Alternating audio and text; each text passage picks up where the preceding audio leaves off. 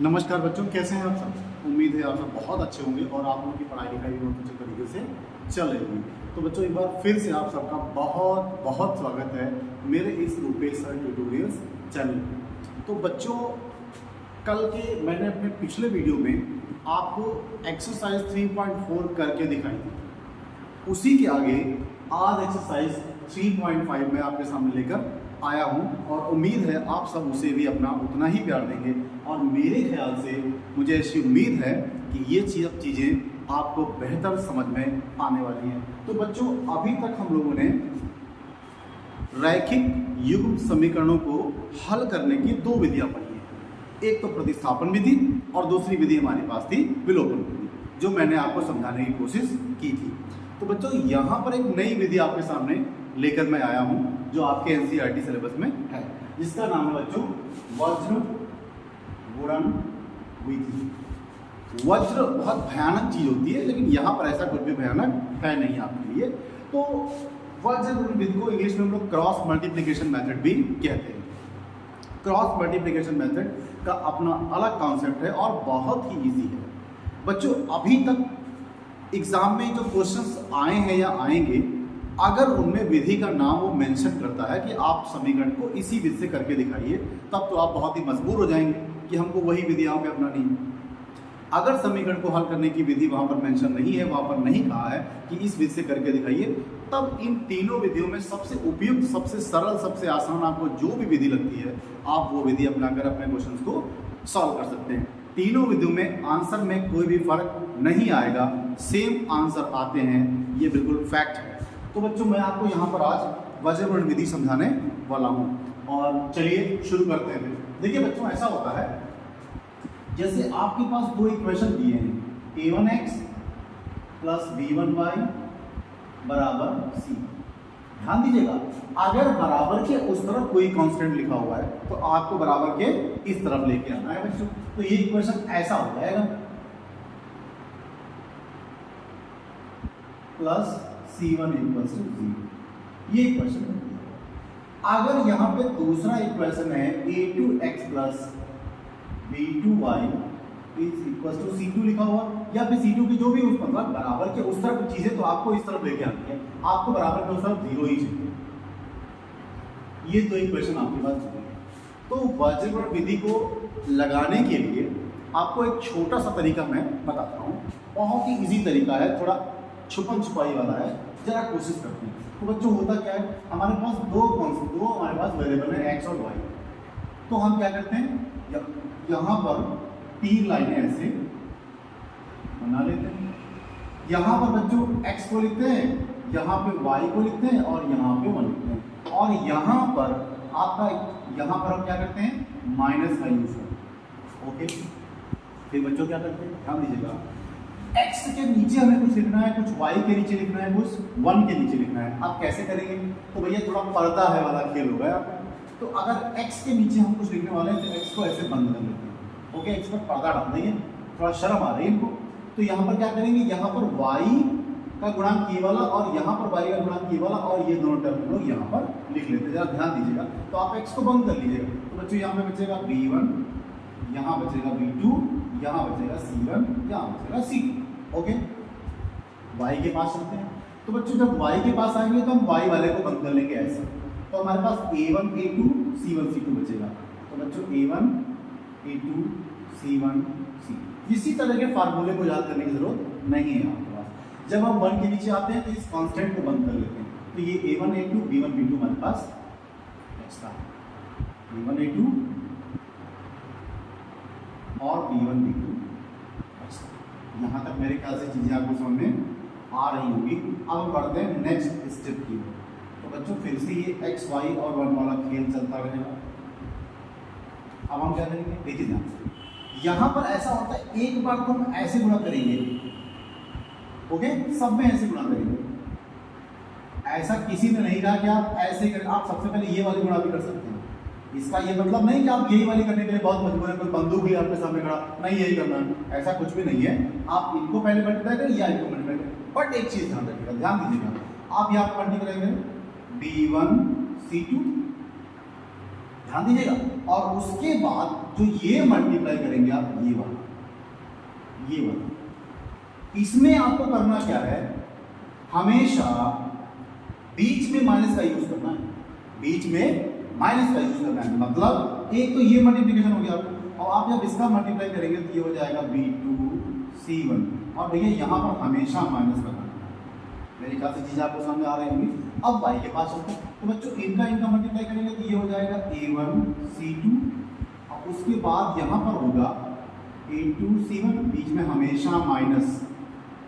चलते हैं, आप क्या करेंगे A1 B2 और यहाँ पर आते हैं, ये हो जाएगा A2 B1 और बीच में माइनस। मेरे ख्याल से चीज़ें आपको समझ में आ रही होंगी। फिर यहाँ तक आने के बाद क्या करते हैं हम, कांस्टेंट यानी जो वेरिएबल हमारे हैं या जो टर्म्स हमारे हैं उनको हम कंपेयर करते हैं, उनकी तुलना करते हैं। तो पहली बार में क्या करते हैं, इसको और इसको एक साथ लिख लेते हैं, फिर क्रॉस मल्टीप्लाई करते हैं और फिर हमारा x और y का वैल्यू, x का वैल्यू हमारा आ जाता है। उसके बाद हम क्या करते हैं, इसको और इसको आपस में इक्वल करके लिखते हैं, फिर क्रॉस मल्टीप्लाई करते हैं। तो बच्चों यहाँ पर हमारी y की वैल्यू भी आ जाती है। तो अब हम आशा करते हैं कि आपको ये चीज़ें समझ में आई होंगी। अगर आपको एक बार में समझ में नहीं आता तो आप वीडियो को पीछे बैक करके भी देख सकते हो। ठीक है, आपको उम्मीद है सर समझ में आ जाएगा। तो यहाँ पर ये वाला कॉन्सेप्ट लागू होने वाला है। तो मेरे ख्याल से इतना आपको समझ में आया होगा। अब मुझे थोड़ा इसको हटाना पड़ेगा, आप चाहे तो इसको अलग से लिख लीजिएगा, इसका स्क्रीनशॉट ले लीजिए, क्योंकि मुझे यहाँ पर नेक्स्ट क्वेश्चन भी करने हैं। तो मेरे ख्याल से मैं ऐसा करता हूँ, अभी इसको हटाता नहीं, मैं आपने लाइन से खींची। अब मैं क्वेश्चन को लिखने वाला हूँ बच्चों। ओके, तो चलिए हम लोग पहले क्वेश्चन की ओर बढ़ते हैं। इन्होंने कुछ कंडीशन दी, इन्होंने कहा है कुछ निम्न रैखिक समीकरण युग्मों में आपको बताना है कि किसका अद्वितीय हल है, कोई हल नहीं है, और या अपरिमित रूप से अनेक हल है बच्चों। तो हमें यहाँ पर क्या करना है, हमें यहाँ पर इक्वेशन दिए दीजिए। इसका पहला पार्ट गिवन है x माइनस 3y माइनस 3 = 0, ये पहला इक्वेशन है। और ये लिखा है, तो मैं यहाँ पे लिख दूँगा, ये लिखा हुआ है 3x माइनस का 9y और माइनस का 2 = 0, ये दूसरा इक्वेशन है। ओके, और मैं यहाँ पर बाकी क्या लिखा है। तो बच्चों ये क्वेश्चन मैंने यहाँ पे लिख रखा है। अब हमें यहाँ पे क्या करना है, हमको ये करके दिखाना है, पहले ये बताना है कि निम्न समीकरणों में किसका अद्वितीय हल है, किसका कोई हल नहीं है, और किसका अपरिमित रूप से अनेक हल है। आप पहले तो ये करके बताइए, और फिर जब आपको अद्वितीय हल वाली स्थिति प्राप्त हो जाती है तब उसको आप क्या करके दिखाएंगे, वज्र गुणनफल से x और y का मान निकाल के भी दिखाते हैं। तो सबसे पहले हमें करना क्या है बच्चों, हमने आपको ये मेथड बताया है संगत असंगत के लिए, समांतर प्रतिच्छेदी और संपाती के लिए। तो यहाँ पर अद्वितीय हल, कोई हल नहीं और अपरिमित हल होने की कंडीशन भी मैंने मेंशन कर दी है। अब हमें करना क्या है, इनमें से रूल्स को फॉलो करेंगे। जो कंडीशन अप्लाई हो जाती है, जो नियम लग जाता है, उससे हम ये पता करेंगे किसका अद्वितीय हल है, किसका हल नहीं है। और अद्वितीय हल जब हो जाएगा तो बच्चों ये वाला मेथड अपनाकर x और y के मान भी निकालेंगे। चलिए शुरू करते हैं। सबसे पहले हमें क्या करना है, देखिएगा, हमें यहाँ पर A1 अपॉन A2 बताना है, ओके, और B1 अपॉन B2 बताना है, और C1 अपॉन C2, ओके। देखिए, तो A1 अपॉन A2 का मतलब यहाँ पर x के पहले 1 लिखा है, अगर आप समझ लीजिए ना, लिखा है 1 तो भैया भगवान है, हर जगह रहते हैं, दिक्कत नहीं, गॉड इज 1 ना सुना है आपने। तो भैया यहाँ पे 1 है, यहाँ पे 3 आ गया। अब देखिए यहाँ पे 3 है, यहाँ पे 9 है, तो बच्चों यहाँ पे माइनस का 3 माइनस का 9 बच्चों कट जाता है और ये 3 आ जाता है।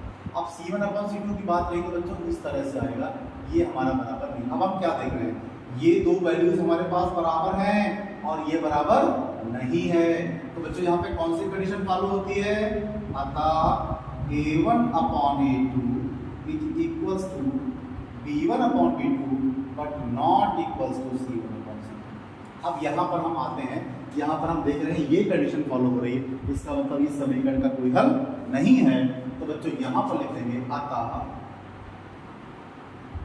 कोई हल नहीं। मेरे ख्याल से चीजें आपको समझ में आ रही होगी। अब हम लोग इसका पार्ट 2 करके देखते हैं, ओके।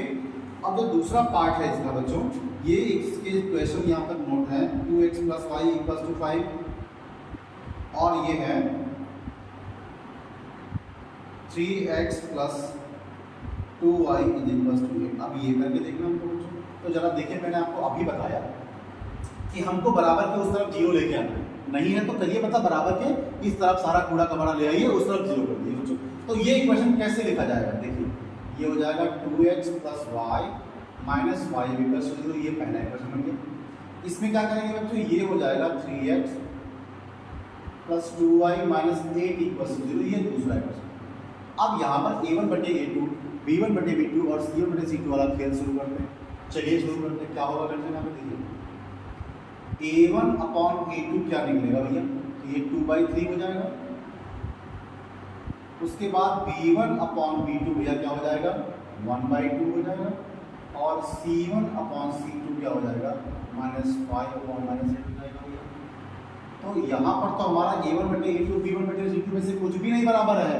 तो पहले हम इन ऐसी तो हमारे पास कंडीशन ही नहीं कि कोई बराबर ना हो, तो बच्चों पहले दो में हम चेक करते हैं। तो इसका मतलब यहाँ पर ये हो गया a1 upon a2 is not equals to b1 upon b2। तो यहाँ पर हमको कंडीशन मिल जाती है अद्वितीय हल। मेरे ख्याल से चीज़ें आपको समझ में आ रही होंगी। तो ये क्वेश्चन जो 2 क्वेश्चन है इसका, इसमें हमको अद्वितीय हल वाली कंडीशन मिल जाती है। मतलब बच्चों इस इक्वेशन को हमें वज्र गुणन विधि द्वारा हल करना होगा। तो इसको हल करने से पहले हम सारे इक्वेशन के कंडीशन देख लें, किसमें हल है किसमें हल नहीं है बच्चों। तो हम लोग क्वेश्चन नंबर पार्ट 3 की तरफ भी पहले बढ़ते हैं, बाद में इसको सॉल्व करेंगे। ओके, इसका पार्ट 3 है बच्चों 3x minus 5y equals to 20।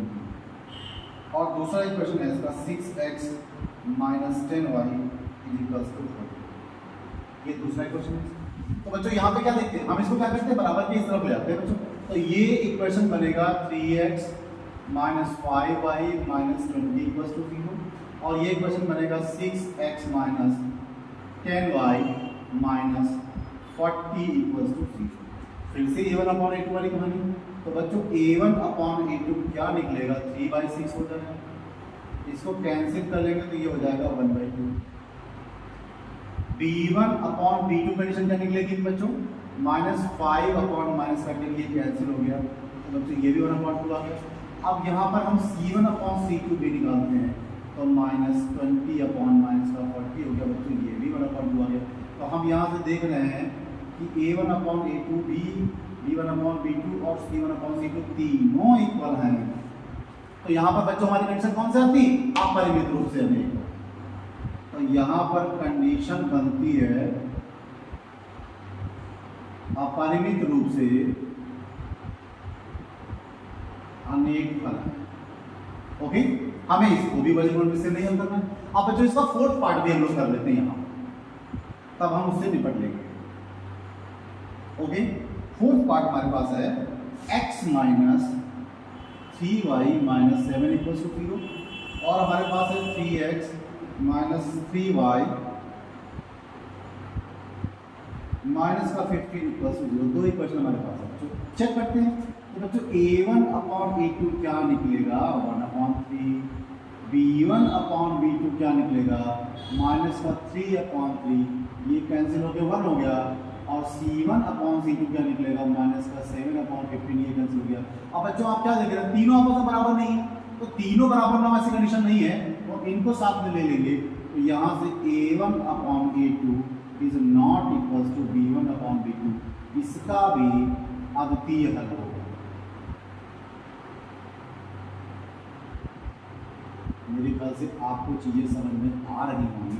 अब बच्चों क्वेश्चन नंबर 4 पार्ट जो इसका है इसका, और क्वेश्चन नंबर जो 2 पार्ट है इसका, इसको हमको वज्र गुणन विधि द्वारा हल करना है। तो बाकी चीजें मैं हटाऊंगा यहाँ से, आप इसका स्क्रीनशॉट ले लीजिए ताकि चीजें आपको बेहतर समझ आए, आप इसको नोट भी कर सकते। ओके,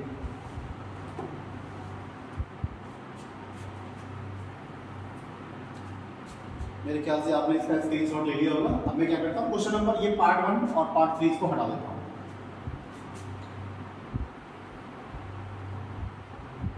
बहुत ही इजी कॉन्सेप्ट है इसका, थोड़ा सा दिमाग में आपको चीजें समझ में आएंगी। एक बार करिए, 2 बार करिए, पक्का समझ में आपको आएगा और एग्जाम में आप बेहतर करेंगे।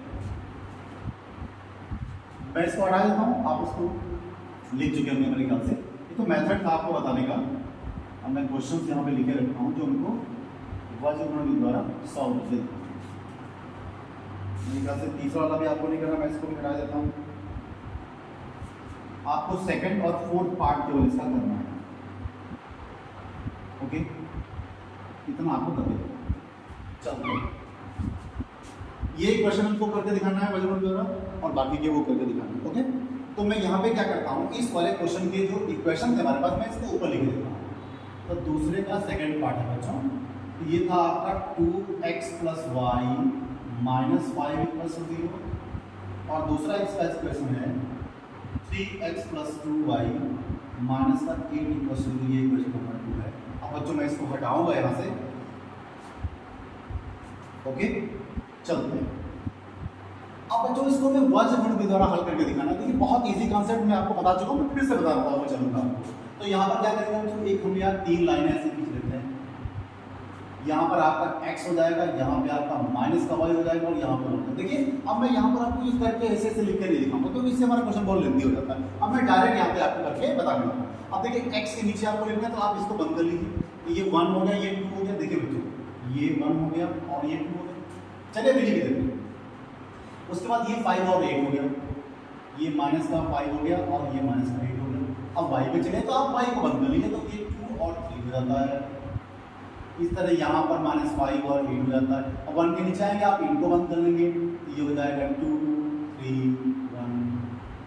आपको चीज़ें बेहतर समझ में आ रही होंगी, ऐसी उम्मीद है मुझे। अब देखिए आप 3 लाइनें फिर से लिख लीजिए। ये आपका x हो गया, ये माइनस का y हो गया, और ये आपका 1 हो गया। अब देखिए आपको ये मल्टीप्लाई करना है, तो ये कितना हो गया, 1 और 8 का हो गया, माइनस का 8 हो गया। ओके, और ये 2 और 5 कितना हो गया, माइनस का 10 हो गया बच्चों, ये वाला मल्टीप्लिकेशन। अब बीच में आपको माइनस लगाना है, बताया मैंने आपको। y में चले आइए, ये मल्टीप्लाई करिए, ये माइनस का 16 हो गया बच्चों,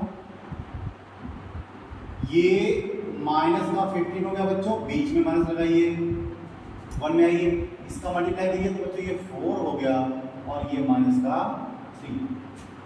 मैंने आपको बोला कि आप एक मल्टीप्लाई करेंगे ऐसा, दूसरा मल्टीप्लाई करेंगे, और बीच में वैसा माइनस करेंगे। तो आप क्या करने वाले हैं बच्चों, देखिए जरा पर, ये x हो गया, ये माइनस का 8 है, और ये इसको चेंज कर देगा, ये प्लस का 10 हो जाएगा। इसी तरह से ये माइनस का y है बच्चों, ये माइनस का 16 है, ये इसको चेंज कर देगा, ये प्लस का 15 हो जाएगा, और ये 1 हो गया, और यहाँ पर 4 - 3 कितना हो जाएगा बच्चों, 1 हो जाएगा, जिसको कोई मतलब नहीं। ओके, अब देखिए जरा यहाँ पर क्या करें, ये x अपॉन यहाँ पे घट जाएंगे, क्योंकि ये प्लस का ये माइनस का है, दोनों के साइन अलग अलग हैं, घटा देंगे, तो ये 10 में से 8 जाएगा, 2 बचेगा। बच्चों बड़ा ये है कि गुड्डे इसकी चलेगी, प्लस लगाएंगे, उसकी कोई जरूरत है। यहाँ पे आपका माइनस का y था, यहाँ पे आपका माइनस का 1 बचेगा, तो ये अपने गांव चले जाएंगे टहलने के लिए, और ये अब आप क्या करेंगे, इनको इनके साथ लिख लेंगे। यहाँ पर लिखेंगे अतः x/2 = 1, तो बच्चों क्रॉस मल्टीप्लाई कर दीजिए, x = 1 2 आ जाएगा सॉरी, और इस तरह से हम इनको लिख लेंगे, तो बच्चों यहाँ पर हो जाएगा y/1 = 1, मतलब y = आपके पास दोनों वैल्यूज आ गई हैं, और यहाँ पर आप लिख देंगे अतः x = 2 और y = 2। ये दोनों वैल्यूज आपको मिल गई हैं, और आप आसानी से इनको सॉल्व कर सकते हैं। ओके, और चाहें तो आप इन दोनों वैल्यूज को यहाँ पर पुट करके देख लें, आपका लेफ्ट LHS और RHS दोनों इक्वल आ जाएंगे, और ये इस बात का सबूत है कि आपका क्वेश्चन कहीं से भी गलत नहीं है, पूरा सही है 100%। ओके, अब हम लोग क्या करते हैं, इसका क्वेश्चन नंबर 4 पार्ट बनाते हैं, जो अभी हमने यहाँ पे किया। ओके, इसका भी अद्वितीय हल है, अद्वितीय हल वालों को वज्र गुणन विधि द्वारा हल करना है बच्चों।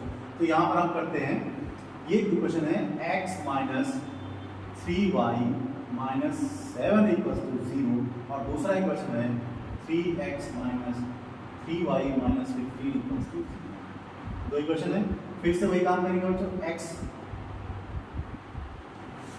और ये माइनस का y, और ये। अब देखिए बच्चों मैं यहाँ पे क्या करने वाला हूँ, ये आप x के नीचे इसको बंद कर लीजिएगा, तो बच्चों ये y बचेंगे, ये 3 बचेंगे आपके, और यहाँ -7 और यहाँ -15।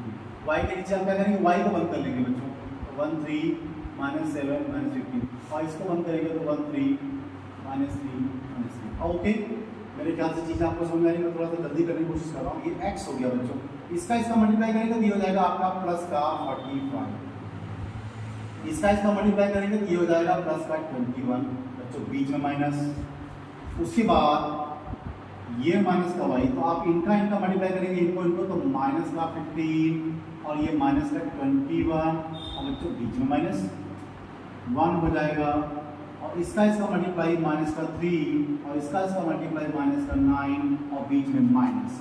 अब आते हैं नेक्स्ट स्टेप की ओर। बच्चों x अपॉन, अब ये दोनों घट जाएंगे, 5 में से 1 जाएगा, 4 बचेगा, 4 में से 2 जाएंगे, 2 बचेंगे।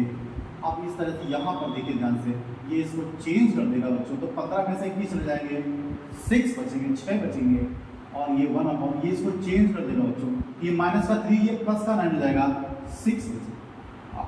अब हम क्या करेंगे, अब x upon 24 equals to 1 upon 6, ये बच्चों कैंसिल हो गया, 4 से यहाँ मल्टीप्लाई, तो x का वैल्यू आ गया 4। पुनः अब आप क्या करेंगे, इसको साथ में ले लेंगे, तो minus Y upon 6 equals to 1 upon 6, तो ये कैंसिल हो गया, y इक्वल्स टू माइनस 1, अतः x बराबर 4, y इक्वल्स टू माइनस। मेरे ख्याल से चीज़ें आपको समझ में आ रही होंगी।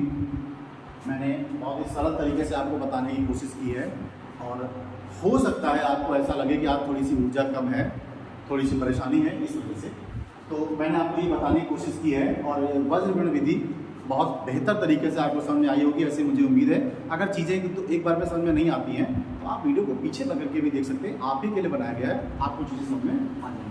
तो बच्चों अभी वक्त है और मैं आपको अगले क्वेश्चन की ओर लेकर चलता हूँ, जो थोड़ा सा अलग होगा, बट आपको डरने की जरूरत नहीं।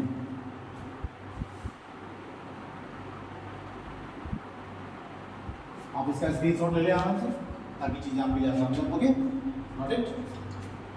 चलते हैं नेक्स्ट क्वेश्चन की। बहुत ही अच्छे तरीके से आपको समझाने की कोशिश कर रहे हैं हम, और बस अगर आप चीज़ों को साथ में ही करते जाएं तो चीज़ें आपके लिए बहुत बेहतर और टिकाऊ होने वाली है। अगर जरा सी आप लापरवाही करेंगे तो फिर आप ही के लिए नुकसान होगा बच्चों। क्वेश्चन नंबर 2 का 1 देखिए, ये थोड़ा सा इम्पॉर्टेंट है आपके बोर्ड एग्जाम के पॉइंट ऑफ व्यू, बहुत इंपॉर्टेंट क्वेश्चन है। तो देखिए आपसे ये कह रहा है a, b के किन मानों के लिए, किन मानों के लिए निम्न रैखिक समीकरणों के युग्म अपरिमित रूप से अनेक हल होंगे। अपरिमित रूप से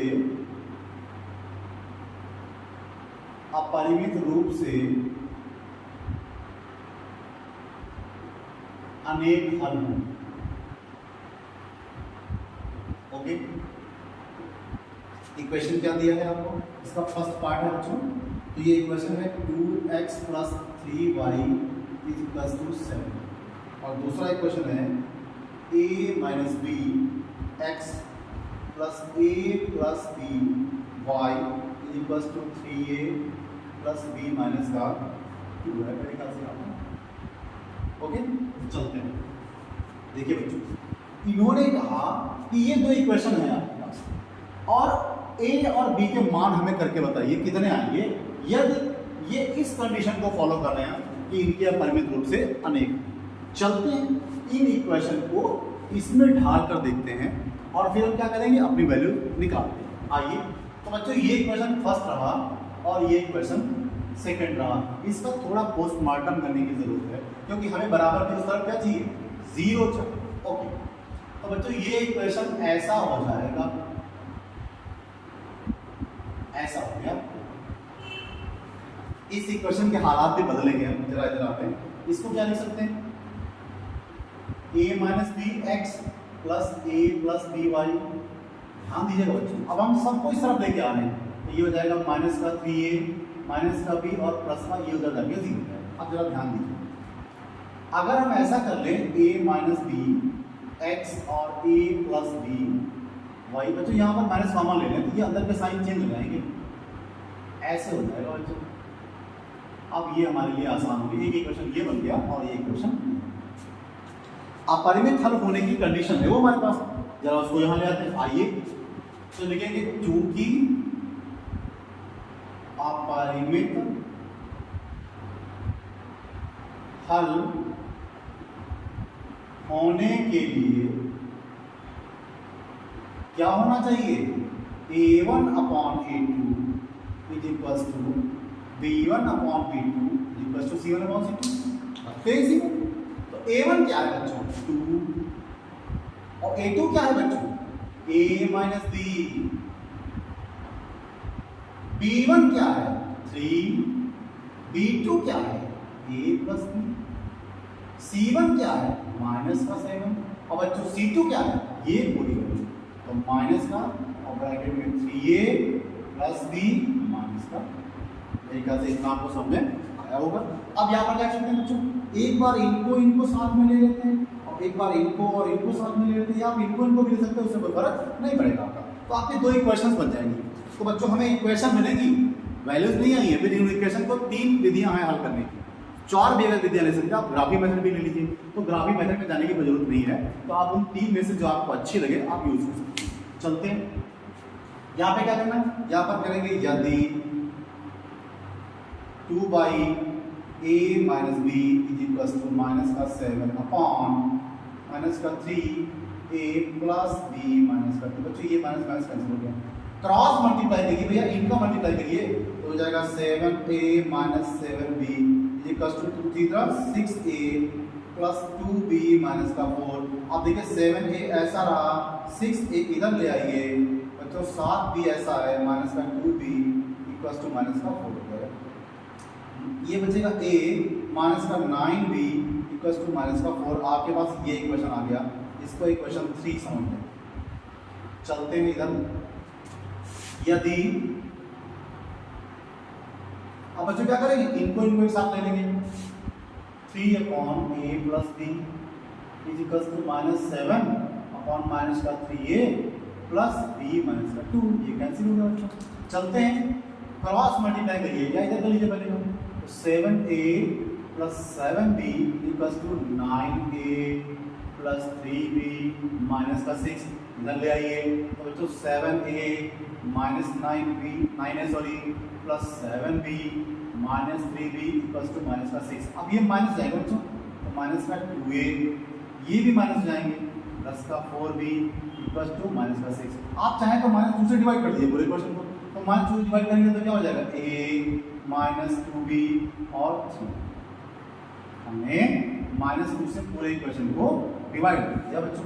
अब आपके पास एक इक्वेशन ये है और एक इक्वेशन ये है, आपके पास हल करने की 4 विधियां हो गई।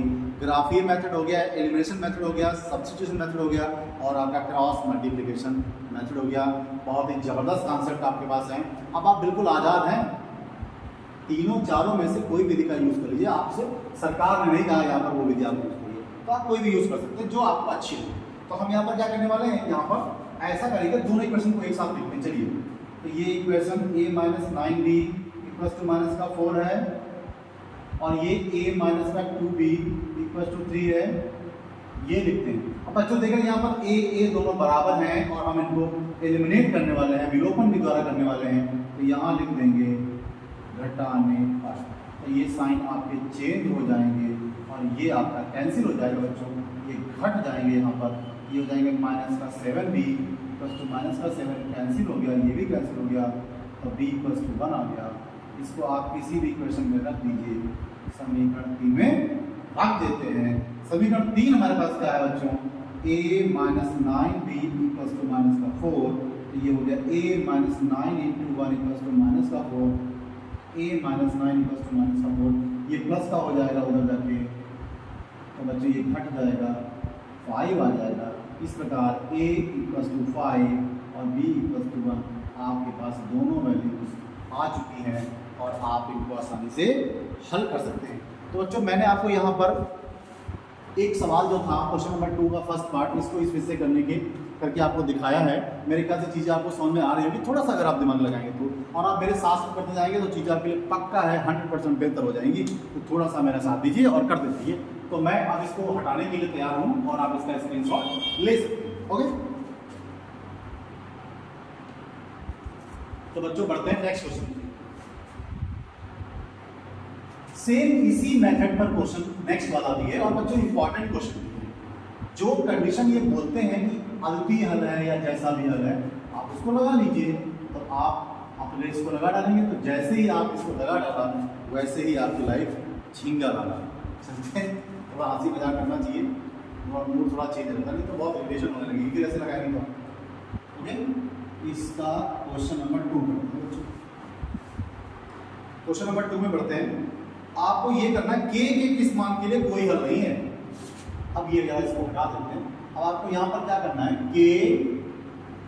के सिंगल नहीं भैया, जो हम सबको छोड़ के चले गए, किस मान के लिए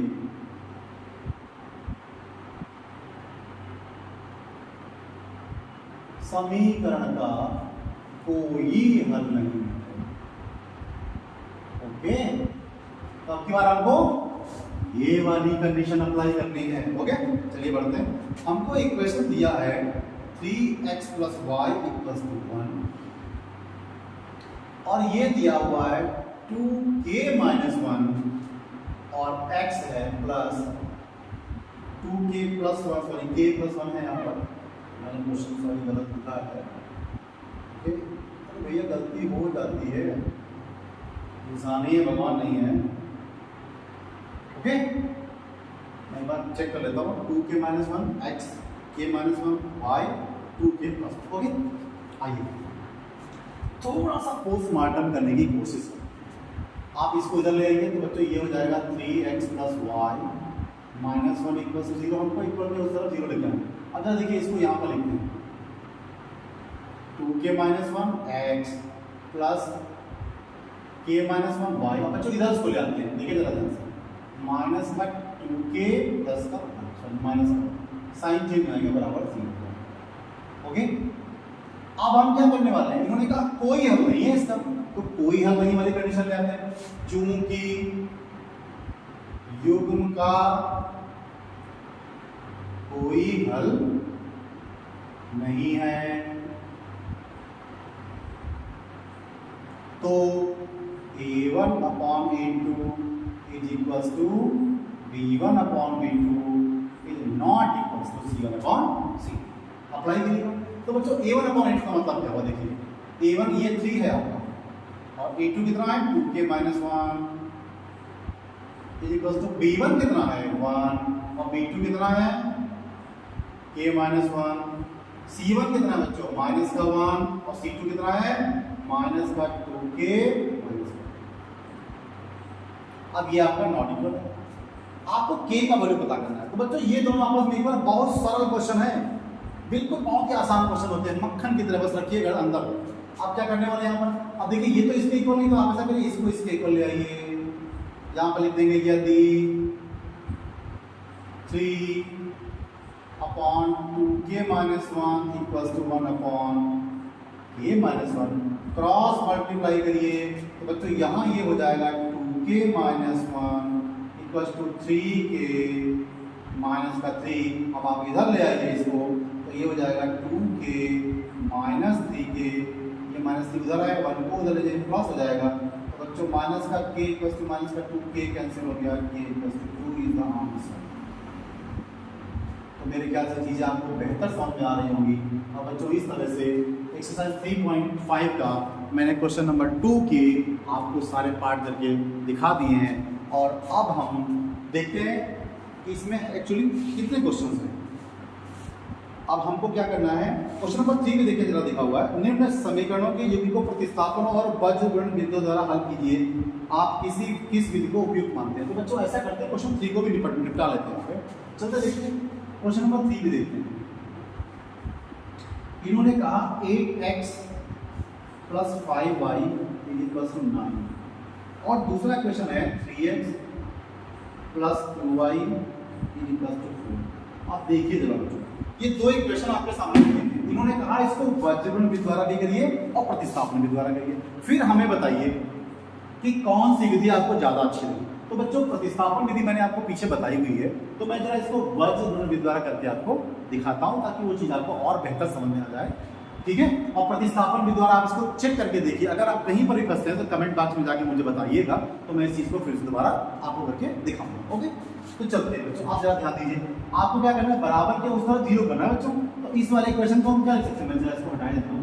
इस वाले इक्वेशन को और आप लिख सकते हैं 8x + 5y - 9 = 0, और ये इक्वेशन बन जाएगी 3x + 2y - 4 = 0। अब आपके पास ये इक्वेशन ये। अब इनको वज्रगुणन विधि द्वारा हल करते हैं, तो यहां लिखते हैं वज्रगुणन विधि द्वारा। अब बच्चों क्या करते हैं, फिर से वही कहानी, x और y और 1 वाली। तो बच्चों x के नीचे लिखना है आपको, तो x वाले बंद करिए, तो y वाला लिखिए बच्चों। यहाँ हो जाएगा 5 2, यहाँ -9, यहाँ -4। y वाला लिखना, y बंद कर लीजिए, 8 और 3 -9 -4। और बच्चों यहाँ पर आइए 8 और 3 5 और 2। ओके, आप क्या करते हैं बच्चों, अब आप माहिर हो चुके हैं, ये गुणा करिएगा तो x अपॉन, ध्यान दीजिएगा, ये हो जाएगा -20, इसका मल्टीप्लाई करेंगे तो बच्चों हो जाएगा -18, और ये बीच में माइनस।